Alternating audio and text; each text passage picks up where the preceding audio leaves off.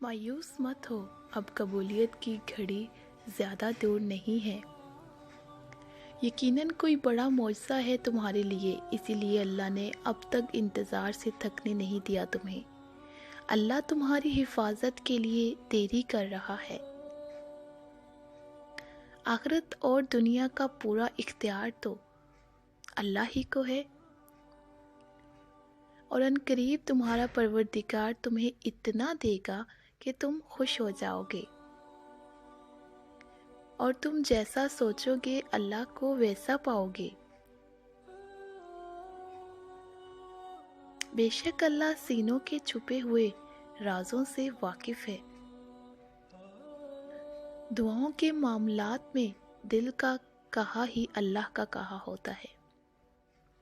دنیا کی زندگی تو ایک کھیل اور ایک تماشا ہے، اور حساب لینے کے لیے اللہ کافی ہے۔ اگر تم کچھ سیکھنا چاہتے ہو تو انسان سے نہیں، قرآن سے سیکھو۔ وہ اللہ ہی ہے جو دل کی خاموشی کو بھی سن لیتا ہے۔ اگر تم نماز نہیں پڑھتے تو تمہارا اللہ سے شکوہ کرنا بھی نہیں بنتا۔ جن کی امید اللہ سے ہو وہ کبھی نا امید نہیں ہوا کرتے۔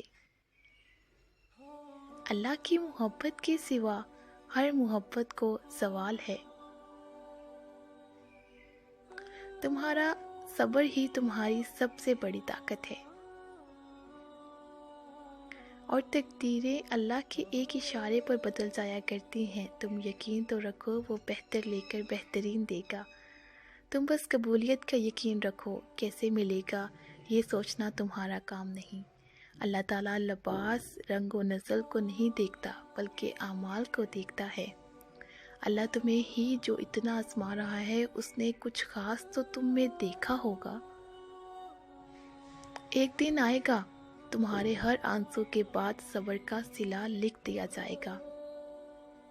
بہت پریشان ہوں لیکن مطمئن ہوں کہ اللہ سب دیکھ رہا ہے۔ منزل سب کی اللہ ہے۔ محبت، غم، آزمائش یہ تو سفر کا حصہ ہے۔ سجدوں سے تعلق بناؤ۔ دنیا داری میں فقط گناہوں کی لذت ہے۔ ہو سکتا ہے اللہ نے تمہیں ہر طرف سے اکیلا کر کے اپنے ساتھ دوستی کا موقع دیا ہو۔ جن کا یقین عرش والے پر ہو وہ فرش والوں کی باتوں پر دل چھوٹا نہیں کرتے۔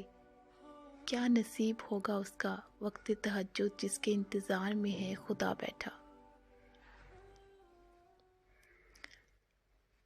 کن میں دیر لگتی ہے مگر فیکون ہوتا ہے تو زندگی سنور جاتی ہے۔